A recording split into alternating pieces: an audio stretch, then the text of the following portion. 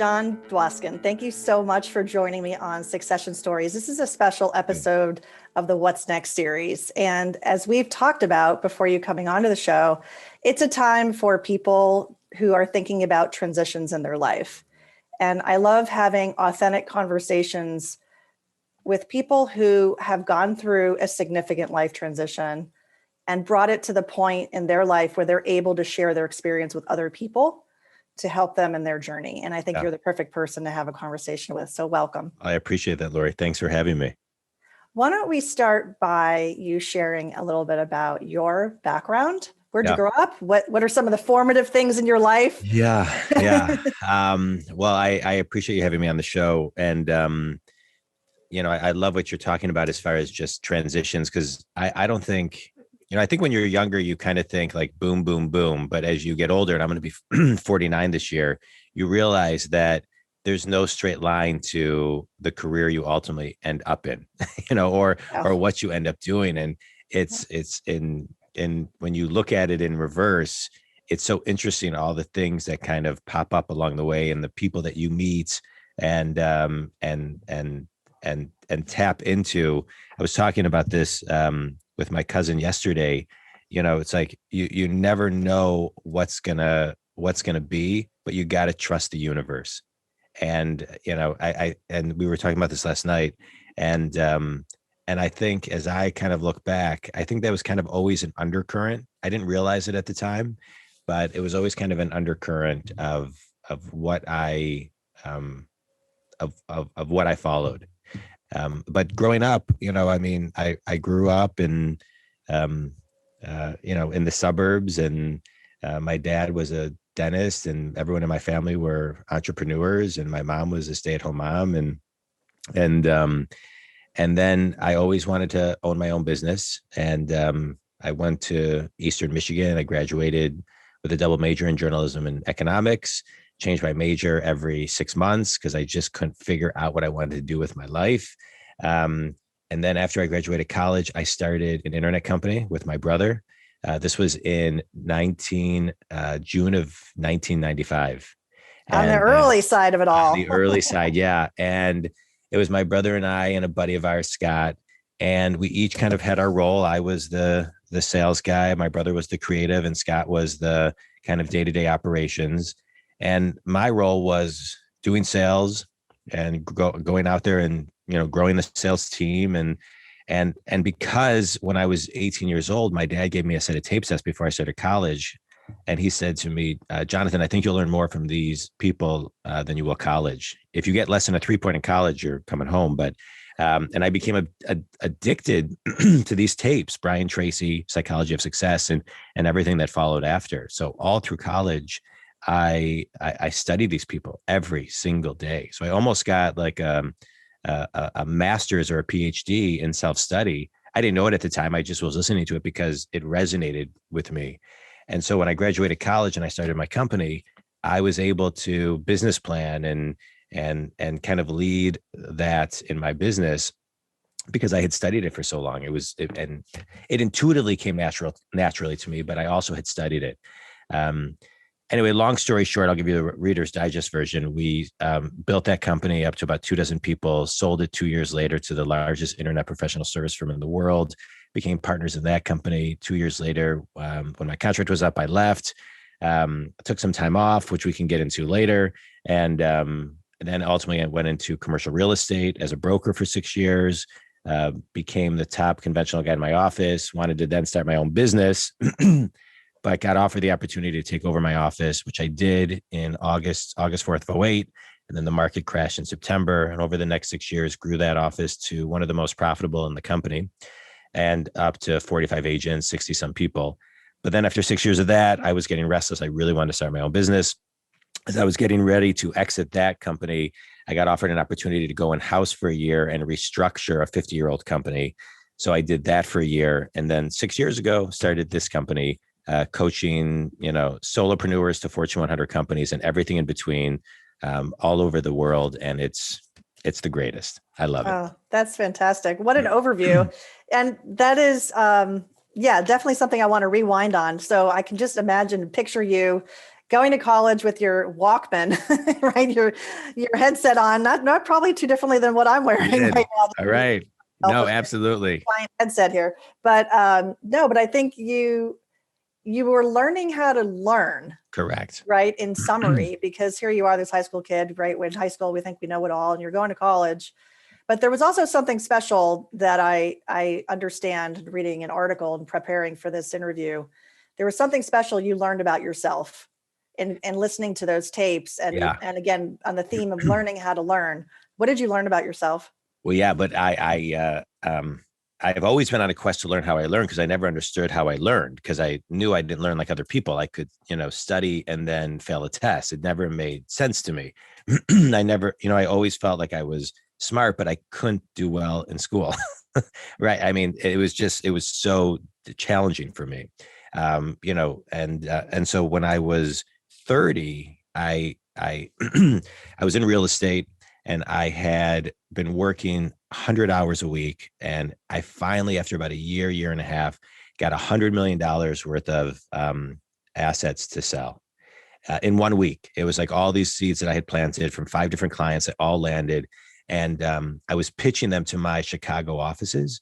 And I had spent hundreds of hours underwriting these deals. I mean, I knew them like the back of my hand. But on a Friday, I kind of put them to rest, and then, spent the weekend not looking at them. And then on Monday had this conference call, and I forgot people started asking me questions. I couldn't remember one thing. So it didn't make sense to me. So I called my therapist and I said, I need to get some type of IQ test, because what happened, it just didn't make sense. It didn't make sense. People were asking me questions. I couldn't retrieve anything on things that I knew really, really well. So long story short, I did this 5-day test, 2 hours a day. And he said to me at the end, you should buy the book Living with Dyslexia. And I thought, for who? And he said, for you, because, you have a learning disability. And by the way, I know you think you're visual, but you're really more auditory than you are anything. And so it made perfect sense to me at the time, right? So I learned how to learn. I learned that no matter how much time I spend on something, I have to give myself 5 or 10 minutes to restudy it, to bring it back to the retrieval part of my brain. Because sometimes I can't, which is odd, because sometimes I can read a book and I don't know if I could write a paper about it after, but 5 years later, 2 years later, 6 months later, the information I need for that book when I'm talking to a client will just come to me. So it's kind of weird how it works.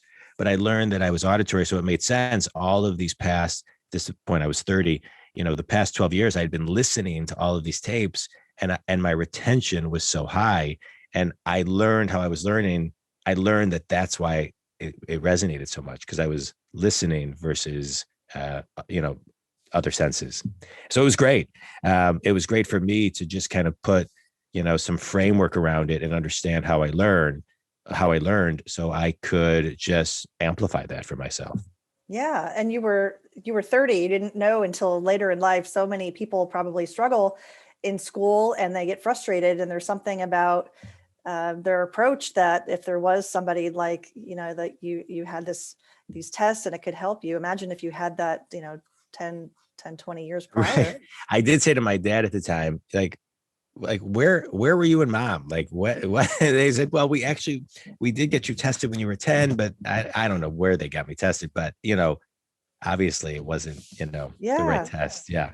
So you had some successes early on in your career. That's incredible that your brother and your colleague launched this company. You sold it to US Web, which I'm familiar with from the early days of the internet. I'm one of the internet old timers also. Not as early as 95, but I got my start in the internet in 98. Okay. And you took some time off. Yeah. Let's talk about that. What happened? Yeah, it was great. I had been working 100+ hours a week since I graduated college, and I just was working to the bone. And I was 23 when I started the company, 25 when I sold it, 27 when I left, and I felt like I was 47. Right. So I remember I didn't have anything left in me. And I was, and during that time, my grandfather who lived with us passed away. My mom passed away. There was just a lot of people who had passed away in my family. And I felt like I was about to have, I say this like, I say I was about to have a nervous breakdown. I really wasn't about to have a clinical nervous breakdown, but I couldn't, I couldn't do anymore. I needed to just decompress. I needed to sleep in. I needed to just be on my own agenda. And so I took a year and a half off, and I knew intuitively, and I was fortunate that I was in a position where I could, after selling my company, I knew I needed to take a year and a half off. I started a side business that I really was never into, and that was just something I should never have done. It didn't require really much time, but I really just took a year and a half off. And in that time, I got into therapy. I slept in. I just started doing whatever I wanted to do. My whole life had been this business, and prior to that, and during this, was taking care of sick family members and this and the other. Like, I just needed time for myself to do what I wanted to do and just kind of get back to center. And I knew intuitively that I needed a year and a half, and it was almost a year and a half to the day when I started getting back into the workforce. And it was great because in that time, I just was able to do whatever I wanted to do. And it was great. And I met my now wife during that time, and she was living in Chicago, even though she's from Detroit. So I was able to just go to Chicago for a couple of weeks, and and then come back and do my thing, and then go back to Chicago, and it was great. I'm so grateful for that time, because it just gave me time to just get grounded. And then life threw you a curveball. You were newlywed. You were getting your career, moving in the direction you wanted, and then you got some disappointing news. What happened then? Yeah. So it was interesting. So when I met my wife, she was seeing a holistic doctor, Dr. Darren Weissman, who has become a buddy of mine. I've had him on my podcast, and he taught me how to meditate. And I had been meditating for many years before, but I didn't know it was meditation. I had meditation CDs that I listened to while I studied or this. Anyway, he taught me how to really meditate. And I was meditating every day.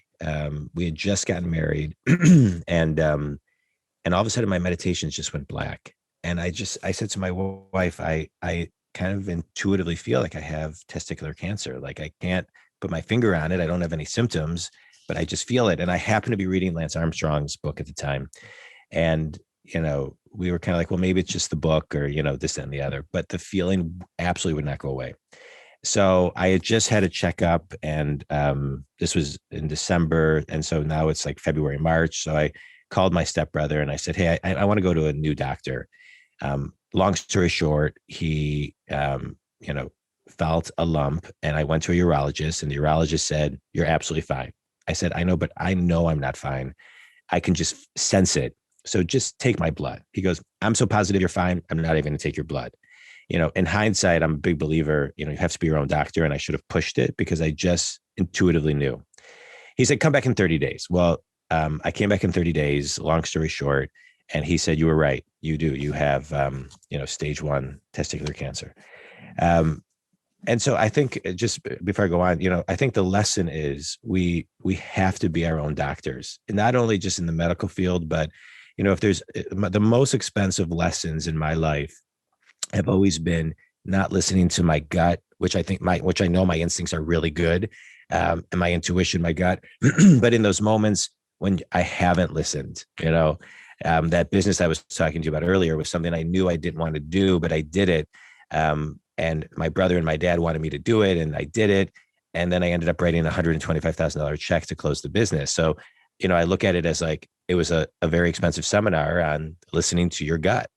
And so I think that's really, really important. So, anyway, long story short, I had 17 treatments of radiation, and I was still able to have children, thank God, naturally. And I was blessed to not have an extreme case. That being said, if I didn't go back after 30 days, what I then later found out was testicular cancer is the most curable cancer, but also the fastest growing cancer in the body. It doubles in size every 30 days. Wow. And so had I been laissez-faire about it, and not continually listen to my instincts, it could have been a lot worse. Yeah. So, And then, yeah. So, and then I decided at that point, I'm going and getting into commercial real estate, which is something my grandfather was always, was part of in residential and a little bit in investment real estate. I always wanted to do it. And then I kind of fell into that business after that. So do you think that having this scare, this is sometimes cancer touches a lot of our lives. We all know friends or family, unfortunately, that hopefully they've survived cancer, and it changes them in some ways, right? They get maybe a new lease on life when they come out through the other side, and and I guess 5 years later, typically they look for, they're monitoring you over a period of time to make Yeah. sure you're cancer free, and you celebrate that, right? But does it give you a different lease on life? And is that what happened to you? So for me, it was interesting that my cousin I was talking to yesterday, I was sharing earlier, we were talking about this because it's now 19 years that this happened.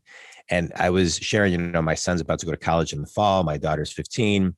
It just seems like lifetimes ago. It doesn't even seem, but yeah, I always tried to be into the mindset that it was it was a lesson. It doesn't define me, and I just I'm moving on. I'm moving on. But it was at my 10-year checkup. So for testicular cancer, you really only need 5 years, but I did 10 years of checkups because I wanted to be extra safe.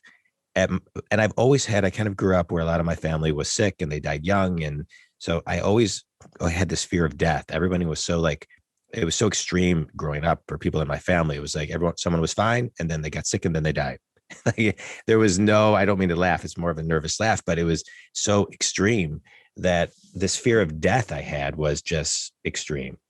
And at my 10-year checkup, I'm driving to Chicago. My doctor calls me and says, I don't know why he said this to me on the phone. I was driving to Chicago for a meeting. He said, "You got to come to my office right now. Your checkup's in a couple of days. We got your blood work back. You have cancer riddled through your entire body. I've never seen a case so bad, and you need to get into my office immediately." Wow. So I pulled off the side of the road. I called my wife. I called my therapist. I was like, I was obviously freaking out. I don't even remember. Sometimes I try to think about the drive home. I don't even remember the drive home, but it was just like shocking because I didn't feel it, Laurie. I didn't feel it. And so the first time I felt it, I knew. I mean, I just knew, and I didn't feel it. So I picked up my wife and went to his office, and he was there with this guy behind him on his computer and telling me that he has never seen a case so bad. I have cancer riddled through my body. They need to start, chemotherapy. They need to start treatment. They need to, and I said, I think you're wrong. I don't sense it. I'm not feeling it. And he said, the odds of me being wrong are like 1 in a million. Right? And he was on the computer, and my wife's like, "What are you doing?" He's like, "I've just never seen a case this bad in all my decades of, whatchamacallit." I said, "Okay, I need you to do an emergency ultrasound, CAT scan, blood work, on me, because I'm just not feeling this." They pushed back. And I, at this point, was like, "Listen, I'm going to be my own doctor. Get me the effing tests."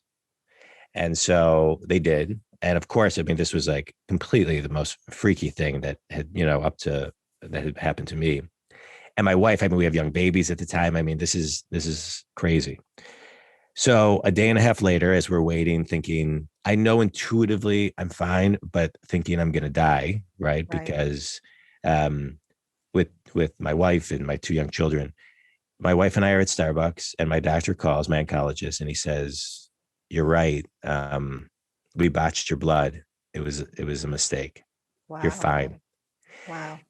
And that for about 2.5 months, that kind of rocked my world. I think for about a year, it rocked my wife's world. But what it did for me was it got rid of my fear of death, because it was like the universe kind of like took me to the brink of like one of my biggest fears, and then just kind of brought it right back.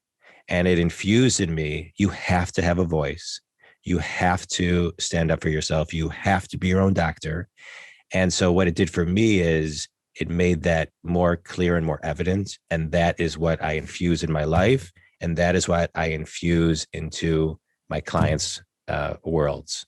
Right. So to me, I'm about getting unstuck. right? So for me, one of my stucks in life were this fear of death. And you realize that when you get unstuck from that, like the additional fresh energy you get in your world and your life, and you let go of things that are just not rational on any level. And and and that's what it did for me. So That's a powerful story, Jon. oh, thanks, Laurie. That's a powerful story. People listening are probably shaking their head like, wow. So you were your own advocate. You stood up for what you inherently knew was right. In some situations, people might not have had the courage to do Right. that, right? You trust your doctors that they're going to set the right course for you. But that was such a dire situation, and you stepped forward and leaned in on it. I Oh yeah. I can't mean, imagine. and I think most people, Laurie, would have just said, okay, like, okay, that's fine. But everybody has to get a second and third opinion. And you have to, I recently, a couple of years ago, my buddy, Jim Nazinski introduced me to something called the Enneagram. Have you ever taken the Enneagram? No. So it's an interesting personality test, and it's pretty cool. You should look into it. I just interviewed this woman who teaches Enneagram, and what it does is it talks about that you have an intellectual, your IQ, but then you have a GQ and an EQ, your gut instinct and your intuitive instinct. And and and I think a lot of us, ignore our gut and intuition. And so for me, my intuition has always been really high, always since I was a kid. My gut, my intuition has always been high. And so when I haven't listened to it, it could have cost me my life, and it's cost me money. And and so to me, it's like getting people to tap into that is really, really important. You can't take things at face value. And listen, there are family members that we love that give us bad advice, you know, um, and there are doctors that aren't always right. And I think doctors are great. Doctors have been amazing. I love doctors. This isn't a negative against doctors, but everybody makes a mistake, and you have to take care of yourself. Let's talk about where you are today and how you help clients. You alluded to that earlier. You've created a movement. You've written a book called the Yeah. Think Big Movement. You work with clients on thinking big and inspiring them to be their best. Why don't you share a little bit about how your experience and going through your fears, overcoming your fears and improving not only the way you see things and how you bring that to clients and how you work together to be a business whisperer. Yeah. Well, I appreciate that. I don't know if, never believe your own PR. Yes. But to me, it's I've always loved business, Laurie. I've always loved it. Ever since I was a kid, I was just always fascinated by it. And I always, from the age of 18, wanted to be a business coach. Since I put those tapes I'm in my Walkman, as you said, which is hilarious, right? I thought this is exactly what I want to do. I want to help other people get unstuck. I want to write books. I want to speak. I want to inspire people to be better. And they say you teach your pain also, in a way. And so, I think, this fear of growing up. I grew up. My mom had an illness, and so you kind of grow up. My aunts died at a very young age. My mom's sister. You grow up around some of these things where I was kind of stuck being a caregiver in a way at a very young age because of the circumstances I was in. And getting unstuck from that is an amazing feeling. And so, not that you don't love the people that you're helping, but when it's sometimes when you're doing it and you still feel stuck, it's kind of like this push pull in a way. And so I through all the stages of my life where I've gotten unstuck, I see how amazing it is. Right. And I see that when I work with clients, I see things because of, whether it's my DNA and the dyslexia, however it is, life experience, I see things and break it down just intuitively to the simple. And I think people make things very complicated sometimes. And so, there's nothing more fulfilling than working with a client who's doing something and making it so complicated. And I say, well, hey, how about if you do it like this? I say, oh my God, that's life changing. The aha And moments. it's their aha moments. And so I can now I have kind of realized that my gut instincts and my intuitive and my listening skills and my I'll say some kind of psychic skills, right? Where I don't know where the gifts come from. I really sometimes don't. Like I really believe in the universal energy of, when I'm with a client, things just come through me. I can't really explain it. I don't try to explain it. I don't really kind of share that with clients as much, but I hear things and see things that they miss, like literally. And so I'll say things to clients like, well, what about this? How did you even pick up on that? And I don't know. I just pick up on it. And so, for me, thinking big is about, making small changes, doing small things that you do consistently to your big. And that big is your goal. It's your purpose. It's your mission. But at the undercurrent of everything I do is to get people unstuck, get people to find their voice, get people to find their courage, get people to find their confidence, because I believe that everybody has more potential in them and they just don't know how to access it. And I have found through my years of working with business coaches, which I still do, they can access a part of me that, I didn't know was there. And it's like just 1% or 0.001%, it makes a world of difference. So if I can help focus people, if I can help give them ideas, which I'm a big idea person, set a vision, reverse engineer the vision, give them tools and keep them consistent in their action to get to their big as they do the small things every week, that's great. That's very fulfilling for me. And that ties in with the name of my firm, which is small.big. So I love it. We have a lot of synergy there. Yeah, no, I love the name of your company. Yeah, your business. Well, thank you for sharing that background. Because you talk to so many different types of executives, CEOs, business owners, C-suite, over the last year with the pandemic, is there anything that you've noticed that's different in your coaching conversations? Yeah, I think over the last year, I think people are realizing that they have to have more structure in their day. They have to have more structure because things are just unstructured right now. And so a lot of people are working from home, they're managing from home, the systems, the processes that they never had in place because they didn't necessarily think they had to, because people were just a step away, a walk away, a floor away. Getting people and working with them on time management, structure, and effective leadership as far as communication goes. Communication has changed. I mean, you and I love talking to you, and this is amazing via Zoom, and we've talked a couple times, and but I still would love to meet you in person because there's that energy, but that's changing, and there's like this hybrid normalcy now that is not going away anytime soon. And so teaching people how to, train their people differently, talk to their people differently, give grace to their people, right? Be more specific and measurable to exactly what they need to be doing, not micromanaging, but being very specific and measurable in their leading activities of what they need to be doing and how to structure their day.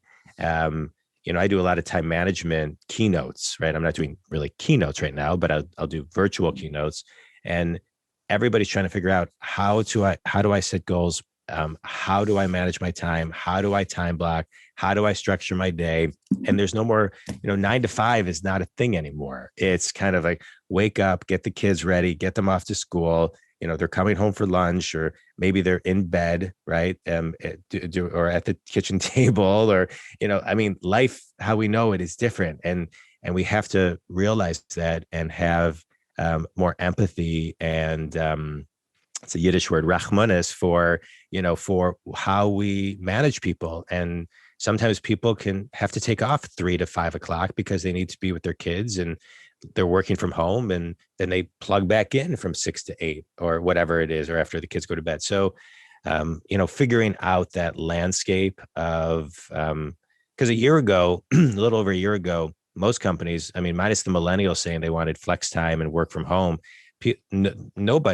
everyone was anti that whole movement, and they had to adapt and pivot very quickly. And now it's way more the norm.